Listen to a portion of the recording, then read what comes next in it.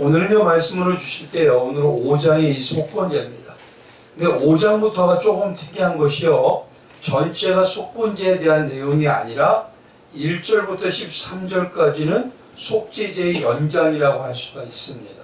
그리고 14절부터 6장 7절까지가 속건제에 대한 규정의 내용들로 연결이 됩니다. 이 속건제의 원어는 아삼이라고 해서요 죄책을 말합니다. 즉 뭐냐면 죄에 대한 법적 책임인 곧 죄값을 말하는 것이죠.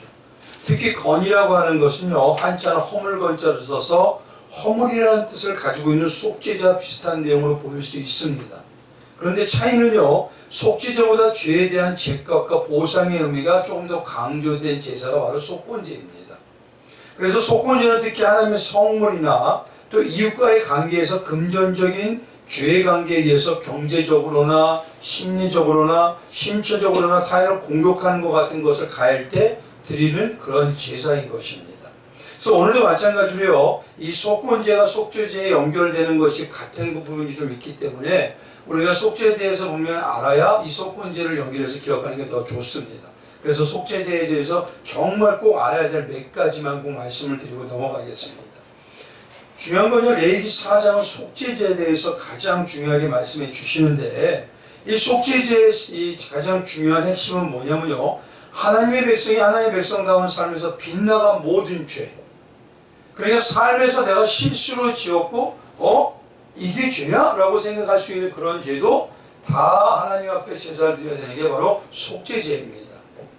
그래서 이 속죄제 몇 가지 특징을 보면 첫 번째가요 2절에 그릇 행하였다라고 레위기 4장 2절에 말씀하시거든요. 그러니까 거기서 말하는 그릇이라는 것은 히브리어로 비슈가바라고 합니다. 그래서 뭐냐?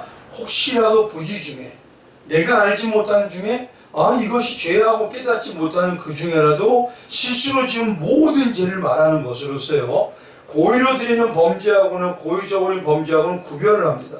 그래서 이렇게까지 알지 못하는 죄도 속죄해야 된다는 그 의미는 무엇이냐면 성도는 작은 죄라도요 하나님 앞에 사는 자이기 때문에 죄의 모양이라도 악의 모양이라도 가까이 하면 안 된다는 것을 경계하시고 경고하시는 것입니다. 그래서 우리에게 정말 어떤 것이 있는지 다 살펴봐야 되는데 그 중에서 죄인에게서 나오는 가장 큰 문제가 모든 것이 아무리 선하다고 하더라도요 그 중심에는 인간적인 마음이 항상 들어가 있다는 걸 잊지 말아야 되는 것이에요.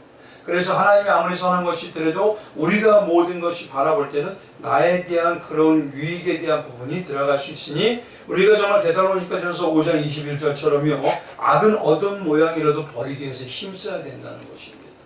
두 번째는 뭐냐면요 이 속죄제의 특징은 죄를 범한 사람들의 신분에 따라서 죄물이 달랐다는 거예요. 이건 꼭 기억하셔야 됩니다. 죄를 범한 사람의 신분에 따라서 틀려요. 그래서 제사장이나 이스라엘 회중 전체가 범죄하면 숫송아지를 드렸고요. 이스라엘의 지도자급인 족장이 범죄하면 숫염소를 드렸습니다. 그리고 또 뭐냐면 일반 백성이 범죄하면 암염소를 드림으로써 제사를 드렸어요. 암양이나. 근데 하나님께서 속죄제의 제물을 이렇게 나누어 줬다는 걸 첫 번째 그 의미가 뭐냐? 이걸 분명히 아셔야 됩니다. 하나님께서는 이미 인간의 우리 사람들의 하나님의 백성들의 형편을 아실까요? 모를까요? 다 아셔요. 그런데 그 하나님이 아시면서도 제물을 이렇게 규정해서 주어주셨다는 건 뭐냐면 우리가 아무리 신앙으로 산다 그래도 최소한 하나님을 귀하게 여긴다면 귀하게 이 정도는 여길 수 있다는 겁니다.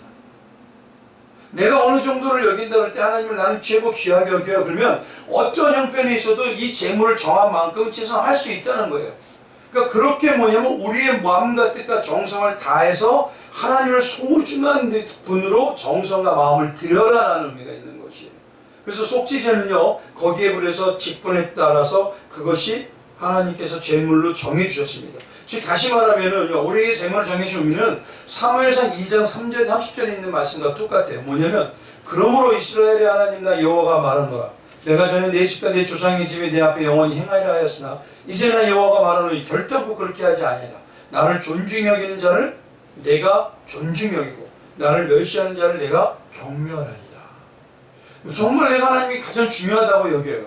성도들의 말은 뭐냐면 예수님 사랑한다고 예수님이 가장 나에게 나의 삶이 소중하다고 여겨요. 그런데 소중하다고 여겨도 내 삶에서 최소한 요 정도, 우리가 이 정도까지는 하나님이 소중한 표현을 한다. 우리가 가정에서 자녀를 위해서 가정을 위해서 소중한 표현하듯이 실상 그래서 항상 전에 이런 말씀을 드렸죠. 내가 가정에서 하는 만큼만 주님을 소중하게 여기면 됩니다. 그 정도면 됩니다. 그런 것처럼요, 하나님께서 그런 의미를 알면서도 정말 힘이 지나도록 하나님을 얼마나 사랑하고 섬겨야 되는지 그거를 제물에다가 말씀해 주신 것입니다. 특히 속죄제는 어떤 거냐면요, 나 지금 뭐냐면 내가 하나님께서 어떤 신앙과 어떤 삶을 사는지 돌아보는 것이 중요합니다. 그래서 뭐냐면 신앙 안에서 하나님의 나 자신의 죄, 그걸 하나하나로 돌아보라는 거는, 신앙은 먼저 뭘 봐야 되냐면 내 자신을 자꾸 주님 말씀에 비춰봐야 된다는 거지. 그래서 그 의미를 알기 위해서 하나님이 제물을 정해주셨다라는 걸, 그렇게 내 할 수 있는 최선을 다해서 하나님을 귀한 자로 섬겨라는 것이고요. 두 번째는 뭐냐면요, 내가 부지중에 지었던 죄라는 걸 말한다는 것은, 이 죄라는 것은 작은 누룩과 같은 죄도 성도의 삶에는 어마어마하게 영향력과 피폐함을 끼친다는 겁니다. 그러니까 정말 내가 얼마나 하나님에서 거룩하고 성결하게 사는 게 복된지를, 그걸 깨닫게 하기 위해서 작은 누룩과 같은 죄도 나에게서 떠나게 하기 위해서 힘써야 된다는 거예요. 세 번째는 뭐냐면요, 신앙 안에서 우리가 말씀드린 대로 제물이 직분에 따라 틀렸다 그랬죠. 제사장 틀리고 족장 틀리고 일반 백성 틀리고, 그것처럼요 우리가 이겁니다. 직분이나 연수가 오래되었다고 하더라도요, 그것을 가지고 내가 대단하고 거룩한 성결하게 하는 의인이라는 의식을 가지면 안 된다는 거예요. 하나님께서 날마다 보면 내가 죄인 중에 계수라는 그 마음으로 주님 안에서 내가 더욱더 큰 죄인입니다 라는 그 마음이 오히려 어떻게 되느냐, 우리를 성결하게 하고 하나님의 사람으로 만들어 간다는 것입니다. 그리고 네 번째 이겁니다. 직분이 높을수록 재물이 더 차이가 나죠. 그건 뭐냐면 더욱 나 자신을 철저히 직분이 높을수록 돌아봐야 된다는 거예요. 그래서 교회 전체 성도들의 모든 죄에 대한 것들도 지금 내가 지은 것처럼 영적인 장성한 자의 모습으로 나타나야 된다는 것입니다.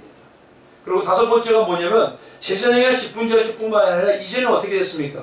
제사장만 제사를 드렸나요? 아니면 만인 제사장인가요? 그래서 뭐냐면 내가 믿음 안의 선자라면은 나 하나쯤에 이래도 괜찮게 하는 그런 생각, 아니라는 생각은 버려야 된다는 겁니다. 신앙에서 내가 어떻게 사람들에게 영향력을 끼치는지를 꼭 기억해야 돼요. 나는 별거 아니라고 생각했는데요, 그 신앙의 영향이 다른 타인에게 영향을 가요. 예를 들어서 전도를 받은 사람은요, 누구에게 목사님을 따라가기보다 누구를 따라하냐면 나를 전도한 집사님, 권사님, 장로님을 따라가요. 그럼 그분들의 영향력이요, 새로 전도하신 분에게 영향력이 다 끼칩니다. 그러니까 하나님 앞에서 내가 그런 작은 죄라도 내가 어떤 영향력을 끼치는지. 바울은 뭐라 그러냐면요, 제사드린 음식 중에서도 그 제사드린 음식에 아무 영향이 없다 그래요. 근데 뭐라고 합니까? 신앙이 연약한 자들이 그걸 보고 마음에 묶이면 어떻게 하죠? 나는 평생의 고기를 안 먹겠다까지도 얘기하더라는 거죠. 그만큼 내 신앙의 영향력이 크다는 것, 그걸 잊지 말라는 겁니다. 특히 뭐냐면 속죄제에서는요, 두 가지가 그래서 차이가 납니다. 뭐냐? 족장과 백성들이 죄를 범하면요, 제단 뿔에 가서 피를 발랐습니다. 그런데 제사장이 범하면 피를 어디 하면 향단에서부터 발라요. 향단이라는 건 우리가 일반적으로 성막에서 말씀드린 것은 기도잖아요. 그러니까 쉽게 말하면 이겁니다. 직분이, 하나님 앞에서 직분이 있는 자는 나 한 사람이 교회 전체에 얼마나 영향을 끼치는지 깨달아서 내 기도부터, 내 삶의 작은 부분부터 점검하라는 거예요. 지금 한국의 기독교가 가장 문제가 뭐가 있냐면요, 너희가 말하는 대로 너희가 살지 않아, 그렇게 문제가 됩니다. 말은 선별하고 말은 거룩하고 말은 세상의 가치관을 안 쫓는다고 생각해요. 그런데 그게 아니라 세상을 또 세상스럽게 살아가요. 그래서 문제는 뭐냐면 죄인이기 때문에 정말 우리는 세상을 벗어나서 살 수는 없습니다. 우리도 욕심이 있어서 부자 되고 싶고요, 우리도 욕심이 있어서 성공하고 싶어요. 그러나 중요한 건 말씀을 우리가 붙들기 때문에 말씀 앞에서 나를 자꾸 다듬어 가면은 오히려 조금씩 주님의 사람으로 만들어져 간다는 겁니다. 그래서 우리는요, 우리의 기도부터 우리 신앙부터 그리고 우리의 삶까지도 하나하나를 다듬어야 된다는 소리예요. 근데 그것은 성령께서 정말 성도라면 그렇게 다듬어 간다는 것입니다. 그래서 우리 안에요, 잊지 말아야 될 게 뭐냐면, 이 속죄제에서 꼭 얘기하는 게 내장과 콩팥과 간에 덮인 기름과 같은 기름을 반드시 떼어내라 그래요. 그러면 이게 무엇이냐? 우리 안에 숨어있는 덕지덕지 붙어있는 죄성이 있죠. 뭐죠? 시기, 질투, 판단, 정죄나 분쟁이나 수근수근이나 뒷담화 같은 이런 나도 모르게 범하는 그 작은 기름덩이 같은 것들도 마음가짐으로 다 떼어내려는 마음가짐이 있어야 된다는 겁니다. 그래서 이 정도면 되겠지 하고 손질로 생각하다가 넘어질까 조심하라는 걸 우리 잊지 말라는 겁니다. 여기까지가 가장 중요한 5가지의 바로 속죄제예요. 꼭 그건 기억하시고요. 오늘은 이제 속죄제의 같이 연결돼서 속건제로 이제 들어갑니다. 먼저 우리가 알아야 될 건요, 이 5장의 내용을 들여 신학자들은 2가지 견해를 봅니다. 어떤 거냐면 첫째가 레위기 4장부터 5장 13장까지니 속죄제에 대한 규례를 보는 자들이 있어요. 아, 이건 다 속죄제에 대한 규례이다. 근데 또 두 번째는 뭐냐면 레위기 5장 1절, 오늘 저희가 안 했지만 레위기 5장 1절부터 죄의 종류의 부분에서부터 레위기 6장 7절까지를 속죄제에 대한 예물을 이 내용으로 보는 분들이 있어요. 그러니까 2가지 견해가 항상 있어요. 4장부터 5장 13장까지를 속죄제로 보는 신학자들이 있고, 또 뭐냐면 5장 1절부터 6장 7절까지를 다 속건제에 대한 이 규례로 보는 자들이 있습니다. 근데 중요한 건 뭐냐면요, 둘 다 틀린 건 아니에요. 왜냐하면 속죄제나 속건제의 그 내용이 비슷한 부분이 꽤 많습니다. 속건제는 죄책에 대한 부분이 좀 강할 뿐이지 그거에 대한 부분이 상당히 강해요. 이 둘 다 뭐가 중요하냐면요, 죄는 반드시 그 죄에 대한 피폐한 대가가 있다는 것을 기억하라는 겁니다. 이게 정말 중요한 거예요. 그 때문에 우리가 죄에 대해서 우리가 아니라고 하지만 그거에 대해서 하나님은 반드시 보응이라는 걸 주어지게 되어 있더라는 것이. 그러니 나에게 얼마나 내가 죄를 살아가지 않는 것이 중요한지를 깨달아는 겁니다. 그래서 지난 시간에 말씀드린 대로 속죄에 있어서 말씀을 드렸는데, 오늘 5장 1절에서부터 13절까지는요 뭐가 있냐면 죄의 종류에 대해서 하나하나 말씀하셔요. 그래서 지난 시간에 말씀에 이어서 조금 더 주밀하게 들어가면요, 1절에 보면요, 5장 1절 한번 가보십시오. 이렇게 이야기합니다. 만일 누구든지 저주하는 소리를 듣고서는 증인이 되어 그가 본 것이나 알고 있는 것을 알지 아니하면 그는 자기의 죄를 져야 할 것이요 그 허물이 그에게로 돌아갈 것이며. 1절은 뭐냐면 진술을 올바로 안 하는 죄를 얘기하는 거예요. 쉽게 말하면 증언을 회피한다는 겁니다. 지금 억울한 사람이 정죄당하고요, 시기당하고 법정의 선거처럼 될 때, 그 사람의 모든 것이 다 뭐냐면 아닌데도 그게 드러나게 될 때, 혹시라도 그걸 변론해 줄 수 있도록 내가 아는데 나와 우리 가족이 혹시라도 피해를 받을까봐, 내가 혹시라도 내 명예나 내 지위에 뭔가가 손상을 당할까봐 도와주지 않고 아예 다른 사람도 다 그래, 그러니까 그냥 넘어가도 돼, 이러는 조금이라도 죄는 방관하는 죄를 하나님은 지금 얘기하시는 거예요. 그래서 지금 뭐냐면 세상에는요 묵비권이라는 게 통용이 됩니다. 그러나 하나님 앞에서는요 그것은 통용이 안 돼요. 반드시 그게 다 하나님 앞에서 다 드러나야 되는 거예요. 특히 신앙 안에서 성도는요, 여기서 말하는 증언을 회피하는 자를 얘기하면 하나님 앞에서 우리는 어떤 삶을 살아야 되죠? 사도행전 2장 8절에 어떤 사람이에요? 성령이 너희에게 임하시면 너희가 뭐가 된다? 증인이 되잖아요. 그 증인이 되는 그 삶을 회피하는 것도 죄라는 소리입니다. 쉽게 말하면 우리는 전도자로 반드시 살아야 돼요. 영혼을 구원하기 위해서 우리는 증인으로 살아야 됩니다. 근데 예수님의 복음을 들은 것과 본 것과 아는 것에 대해서 진실하게 증언해야 되는데, 어떤 분들은 뭐냐면 그거는 어떤 특정한 사람들만 하는 거예요. 전도는 어떤 사람들이 더 잘해요. 아닙니다. 그런 거 없습니다. 그래서 뭐냐면 사도행전 1장 8절에 그렇죠. 오직 성령이 너에게 임하시면, 이 말은 뭐냐면 너희가 성령의 인치심을 받은 성도라면은 요 소리예요. 그럼 너희는 어떻게 되냐? 증인으로 살아야 된다는 거예요. 목사는 어떻게 해야 되죠? 말씀을 들을 때 예수를 증인하는 자로서 살아야 되고, 삶으로 예수의 말씀이 가장 가치 있다는 것을 보여줘야 되는 거죠. 성도님들도 마찬가지죠. 어떤 삶을 되든지 어떤 직업에 있든지 항상 뭐냐면 그 집에서 어떤 게 내가 세상 사람들처럼 살아갈 요소가 있으면 말씀으로 이거는 내 모습이 아니야 하고 다듬어야 된다는 소리입니다. 그럼 뭐냐면 우리의 삶 전체가 증인의 삶이에요. 소리 없는 한마디로 옛날에 우리 그런 말 아우성 치는 것처럼 우리가 말은 안 하지만 우리의 삶이 향기로 풍겨나가요. 중요한 건 뭐냐면 어떤 걸 제일 가치 여기십니까? 어떤 걸 가장 가치 있다고 증언하십니까? 그러니 우리의 삶에서요, 누구만 전도해야 되고 누구만 증인으로 살아야 되고, 목사님은 직업이니까 그렇게 말씀을 해야죠. 우리는 삶에서 살아야 되니까 힘들어요. 이거는 안 되는 겁니다. 하나님 벌써 알고 각자의 삶에서 하나님의 말씀을 증언하면 살 수 있도록 만들어 주셨어요. 그러니까 우리가 우리의 삶에서 어떻게 사는지, 증인의 삶을 살지 않는 것도 하나님 죄 여긴다는 거. 그걸 잊지 마시기 바랍니다. 2절에서 3절에 대해서 한번 말씀을 보겠습니다. 2절 3절은요. 만일 누구든지 부정한 것들 곧 부정한 들짐승의 사체나 부정한 가축의 사체나 부정한 곤충의 사체를 만졌으면 부지중이라도 할지라도 그 몸이 더러워져서 허물이 있을 것이요. 만일 부지중에 어떤 사람이 부정에 다하는데 그 사람의 부정이 어떠한 부정이든지 그것을 깨달았을 때는 허물이 있을 것이요. 이거 쉽게 말하면 뭐냐면 2, 3절은요. 짐승의 시체를 만지는 죄를 얘기합니다. 그러니까 짐승의 시체를 만진다는 건 죽어있다는 소리죠. 그러니까 하나님이 금하신 부정한 것, 죽은 것을 만지는 것은 안 된다는 소리입니다. 그래서 혹시 부지 중에 사람이 부정함에 접촉하게 되면 그 사람이 부정하게 된 것인 걸 깨닫고 그가 내가 이제 부정하게 되었다 깨달았으면 하나님한테서 우리는 제사를 드려야 된다는 거예요. 그러니까 내 삶이 주님 앞에 다시 드러나야 된다는 것입니다. 제사라는 것을. 그래서 이것을 신앙과 영적으로 말하면요. 시체를 한번 보십시오. 시체라는 것은 직무로 말하면 죽은 자잖아요. 그러면 이걸 영어로 봐보세요. 산 자는 누굴까요? 예수님 믿는 자잖아요. 그렇죠? 죽은 자는 누굴까요? 안 믿는 자들 아닙니까? 그러니까 뭐냐면 예수님 믿는다고 하는 생명이 있는 자들이 안 믿는 죽어있는 시체들이 삶을 동경하면 돼야 한대요. 그들이 향락을 쫓아가면 돼야 안 돼요. 그들의 가치관을 쫓아가면 돼야 안 돼요. 그게 바로 뭐냐면 시체를 만지는 겁니다.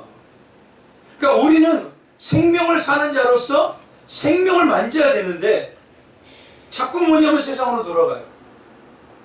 입술로는 생명이 예수를 얘기하는데 삶으로는 뭐냐면 세상의 물질의 가치관이 우선으로 여겨요. 이게 지금 뭐냐면 내가 시체를 만지는 거하고 똑같다는 소리입니다. 그래서 우리가 영으로 시작했으면 육으로 마치면 안 된다는 겁니다. 그래서 죽은 시체같이 세상으로 다시 돌아가지 말고 온전히 주님의 사람을 가기 위해서 우리는 말씀과 기도로 그다음에 신앙생활로 자꾸 내 안에서 믿음이 더욱더 열매를 맺도록 하나님의 말씀의 생수가 넘치도록 해야 된다. 세 번째는 뭐냐면요. 4절부터 6절입니다. 4절 보면 이렇습니다. 만일 누구든지 입술로 맹세하여 악한 일이든지 선한 일이든지 하지 말라고 함부로 말하면 그 사람이 함부로 말하여 맹세한 것이 무엇인지 그가 깨닫지 못하다가 그것을 깨닫게 되었을 때는 그 중 하나의 그에게 허물이 있을 것이니. 4절부터 6절이 뭐냐면 맹세를 지키지 않는 헛맹세에 대해서 하나님이 죄가 있다고 하시는 거예요. 우리 이런 말씀을 드렸죠. 사람이 은혜가 많을 때는요 심령이 뜨거워집니다. 그러면 뭐라면 하나님 나 이렇게 살게요. 하나님 나 이렇게 헌금할게요. 근데 심령이 항상 뜨겁던가요? 식잖아요.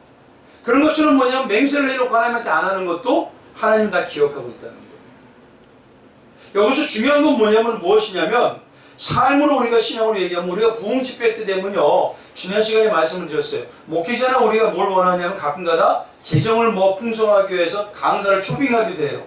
근데 이러면 돼요 안 돼요? 그거는 예수가 아니라 물질이 우선이 돼버리는 겁니다. 그거 한번 시체 만지는 거하고 똑같은 겁니다. 그게 아니라 은혜를 더 받게 하기 위해서 말씀의 귀함을 더 깨닫게 하기 위해서 강사를 했는데 어느 순간 뭐가 있냐면 간증집회 때 헌금을 강조하든가 헌금을 자기가 결단할 때가 있어요. 그럼 자기의 하나님의 형편을 가지고 하나님 앞에서 올바로 사는 방향에 헌금을 해야지 무턱대고 내가 지금 100만 원 매를 못하는데 나는 2천만 원 할게요. 저는 그게 이해가 안 가는 행동입니다. 그러니까 하나님 앞에서 내가 정말 어떠한 맹세를 살아가고 있는지. 물론 성도는 이렇습니다. 신앙 안에서 내가 자꾸 하나님의 백성으로 살겠습니다. 결단해야 돼요. 결단한다는 건 뭐냐면 하루하루 최선을 다해서 내가 말씀으로 살아가는 겁니다. 근데 맹세라는 것은 뭐냐면 하지도 않으면서도 하는 거예요. 그러니까 그 부분에 대해서 우리가 정확하게 구분해야 된다는 것이에요. 그리고 이와 같이요, 이 세 가지 1절부터 6절까지 세 가지 죄에 대해서 자신의 죄를 자복하고 하나님께 속건제를 드리라는 것입니다. 그래서 여기서 제물은 어떤 거냐면 어린 암양이나 어린 염소예요. 암염소. 그래서 특히 6절에요. 이런 제물을 잘못을 한번 가보십시오. 6절에 한번 가보십시오요. 이렇게 했죠. 이 잘못으로 말미암아 여호와께 속죄제를 드리되라고 하죠. 속죄제. 그러니까 두 가지 견해가 있다고 했잖아요. 4장부터 5장 13절까지 속죄제의 규례라고 여기는 분이 있고 5장 1절부터 6장 7절까지 속건제의 규례로 여기는 분이 있어요. 그러니까 여기서 속죄제의 의미나 속건제의 의미나 그 차이는 별 차이가 없다는 겁니다. 그러나 그 중요한 건 뭐냐면 죄에 대해서는 민감할 필요가 있다는 것이에요. 이 7절에서 13절까지 말씀을 드리면요, 7절에서 13절까지 지난 시간에 말씀드린 대로 이미 하나님께서 각자의 성도의 위치와 직분과 형편에까지 재물을 나눠주셨던 내용이 바로 여기에 들어가는 거예요. 7절부터 13절까지가. 그래서 하나님의 직분과 위치에 따라 재물이 정해졌다 그랬죠. 근데 하나님이 아시잖아요. 하나님이 형편을 다 아시는데도 왜 제사장은 소, 그 다음에 족장은 순양, 그 다음에 뭐 일반 백성은 염소와 뭐 이렇게 등등 왜 이렇게 나눠놨냐면 최소한 뭐냐면 우리가 예수님 하나님을 귀하게 여긴다면 귀하게 여기는 행함이 나오라는 겁니다. 말로는 날마다 귀하게 주님 사랑해요. 그럼 사랑의 모습이 나와야죠. 사랑한다고 해놓고 난 다음에 사랑하는 사람하고 전혀 관계없이 살아요. 그건 말이 안 되는 거죠. 그래서 하나님은 뭐냐면 7절부터 13절까지가 직분에 따라 재물을 나눴다는 건 최소한 내가 귀하게 여기면 귀하게 여기는 행함이 나오는 게 믿음이라는 소리입니다. 그래서 그걸 얘기해요. 그래도 중요한 것도 뭐냐, 하나님이 이미 형편 아시기 때문에 상황에 따라서 그것이 형편이 도저히 안 되는 분을 안 된다는 것을 제사장이나 백성들이 보면 어떻게 하냐? 비둘기 2마리, 집비둘기와 산비둘기 새끼 2마리를 드리라고. 그건 어디서나 잡을 수가 있습니다. 그런데도 어떤 사람은 너무 힘이 벅차서 안 된다. 과거에 들었던 처럼요. 도저히 안 될 때는 고온가루 10분의 1 에바만 드려라.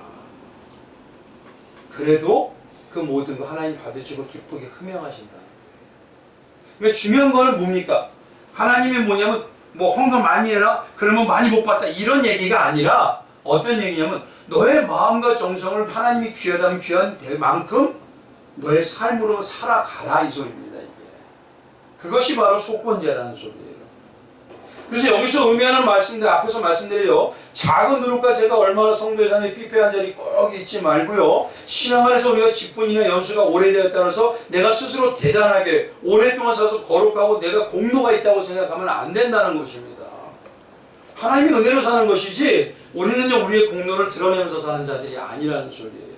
그렇기 때문에 하나님의 백성에게는요 하나님은 나 이 정도 한 사람 내가 이 정도 괜찮잖아 이런 의식이 생길 것 같으면 내가 주님 앞에서 지금 무엇인가가 잘못된 방향의 죄가 스물스물 지금 오고 있다는 걸 기억하라는 거예요. 작은 내 한 어떤 죄의 누룩이 나를 지금 다 덮고 있다는 걸 기억하라는 것입니다. 네 번째는요 14절에서 16절까지입니다. 14절에 보면 이렇게 하깁니다. 여호와께서 모세에게 말씀하여 이르시되 누구든지 여호와의 성물에 대하여 부주 중에 범죄하였으면 여호와께서 속건제를 드리되 내가 지정한 가치를 따라 성소의 세겔로 빛 세겔 은에 상당한 흠없는 수장을 양떼 중에서 끌어다가 속건제로 드려서 이 말씀은요 14절부터 16절까지 뭐냐면 성막 안에서 하나님의 성물이에요. 성물에 대한 거룩한 물건에 대해서 부주 중에 죄를 범했을 때 얘기하는 겁니다. 그러니까 이 성막이라는 건요 예수님을 뜻하잖아요. 그러면서 또 뭘 하냐면 교회를 뜻합니다. 그러니까 교회 안에서 하나님의 각종 예를 들어서 헌신이나 봉사나 또 희생이나 헌금이나 교회의 거룩한 물건들과 거룩한 관계에 대해서 어긋났을 때 얘기하는 거예요. 그럴 때는 더 중요한 게 뭐냐 16절에 한번 봐보시면 여기 특별한 걸 하나 더 추가하셨어요. 16절 한번 같이 읽어볼까요? 같이 읽어보겠습니다. 시작. 성물에 대한 잘못을 보상하되 그것의 5분의 1을 더하여 제사장에게 줄 것이요. 여기다 뭐냐면 성물에 대한 잘못이 있으면 성물에 대한 잘못이 있으면 5분의 1을 더 하라는 겁니다. 더. 그러니까 이거는 무슨 말이냐면요. 더 하라는 게 예를 들어서 내가 뭐 100만 원이라 하면 20만 원 더 해라 이런 게 아니라 어떤 거냐면 내가 교회 안에서 하나님 앞에서 살아가는데 잘못하면 책임의식을 더 느끼라는 소리예요. 나 때문에 얼마나 문제가 심각해진다는 그 죄에 대해 잘못된 책임의식. 하나님 앞에서 내가 책임의식을 느끼고 살아야지 내 가정에 대해서 내가 세상에 내 삶의 가정에 대해서 책임의식으로 내가 이 가정을 아름답게 키워야 된다고 하면서 교회 와서나 신앙 안에서는 아니 뭐 목사님이나 중직자들만 잘하면 돼? 나는 그냥 주일날 예배만 참석하면 이런 의식 가지면 안 된다는 겁니다. 누구나 똑같이 다 하나님 앞에서 제사장으로 섰기 때문에 5분의 1이라는 건 뭐냐면 그만큼 조금 더 책임의식을 느끼라는 거예요. 아 교회를 더욱더 신앙 안에서 신실하게 또 아름답게 하기 위해서 나도 한 역할이 분명히 있구나 이 의식을 느껴야지만 하나님 앞에서 내 자신을 성결하게 점점 다듬을 수가 있기 때문에 그렇습니다. 즉 구약은요, 눈에는 눈, 이에는 이라고 해서 동해보복법이라는 걸 여겼습니다. 당시 중동에가 다 이루어졌어요. 그런데 속건제는요, 예를 들어서 소 한 마리에 5분의 1을 가격을 더해서 5분 한 마리를 만약에 죄를 범하는 양이 그렇게 됐다면 거기에 5분의 1을 더하라는 거예요. 그럼 뭐냐, 당시 소라는 건 어떻죠? 전 재산과 같죠. 그만큼 뭐냐면 나 한 사람이 완전히 여기를 문제를 있다는 걸 내가 나를 느끼라는 겁니다. 그래서 5분의 1을 더하라고 여기다가 하나님이 그렇게 마음가짐을 가지라고 써놓으신 거예요. 그래서 죄가요, 얼마나 성도의 생각하는 일상으로 영향을 끼치는지를 그걸 알아야 된다는 거예요. 그래서 뭐냐면요, 여기서 중요한 게 성막에서 성물이라는 건 예수 그리스도의 십자가의 대속을 은혜를 나타내잖아요. 우리 성막을 공부했지만 문부터 시작해서 전체가 다 예수 십자가의 대속을 얘기하죠. 그런데 뭐냐면 이걸 지금으로 해보면 신앙과 교회 생활 안에서요, 알면서도 짓는 죄가 있어요.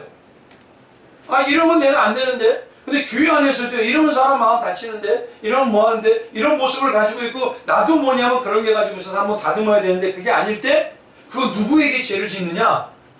결국 하나님이신 예수님에게 죄를 짓는 거라는 거예요.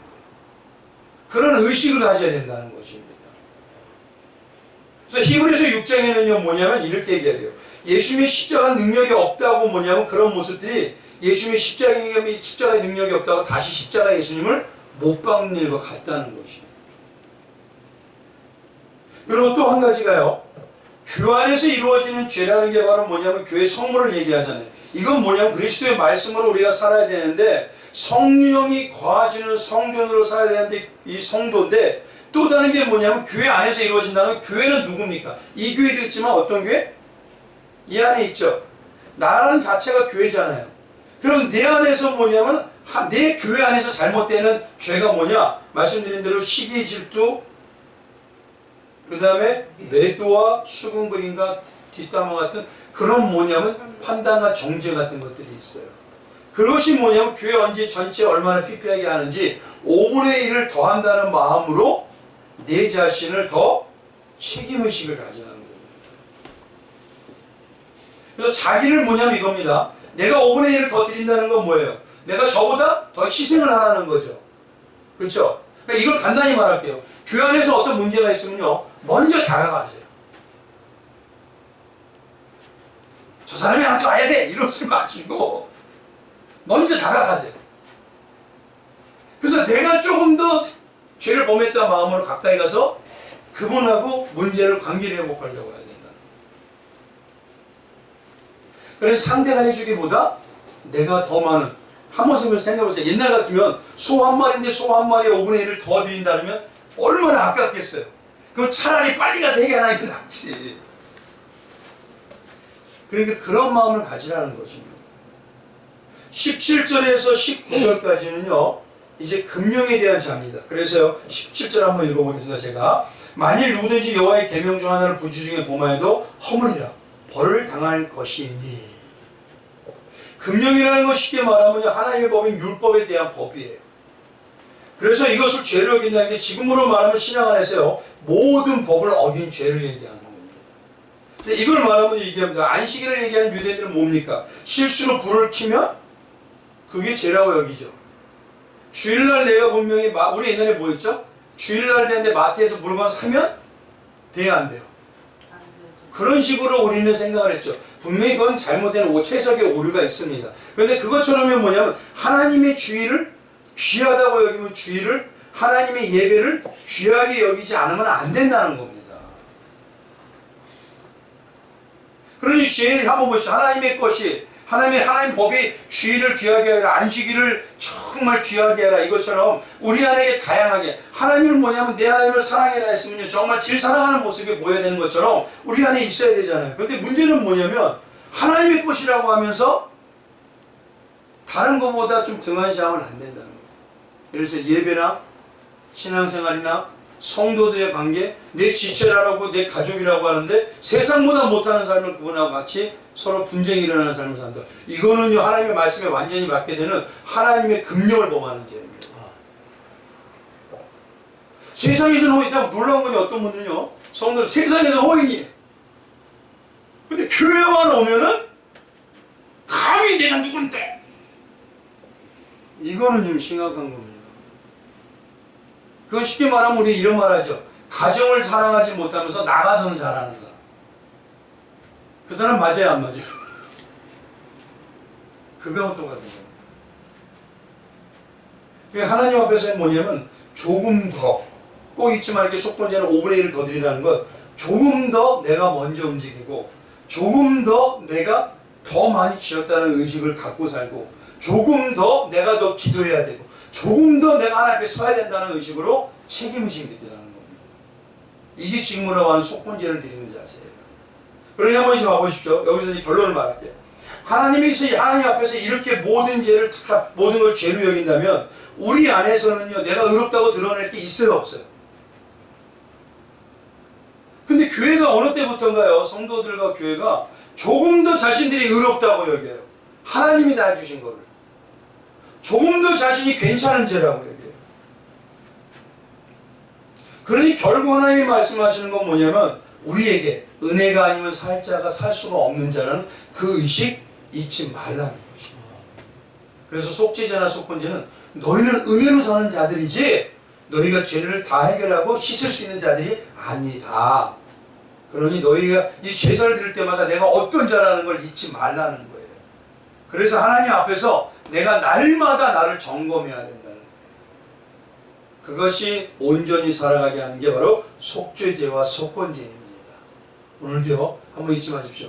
교회 생활이나 내 신앙 안에서 있을 때 조금 더 시기가 내가 있는지, 조금 더 내가 질투가 있는지, 아니면 조금 더 내가 가까이 다가가려고 하는지, 이런 책임의식이 넘쳐나시길 주님의 이름으로 축원드리겠습니다. 기도하겠습니다. 준비하신 하나님 감사합니다.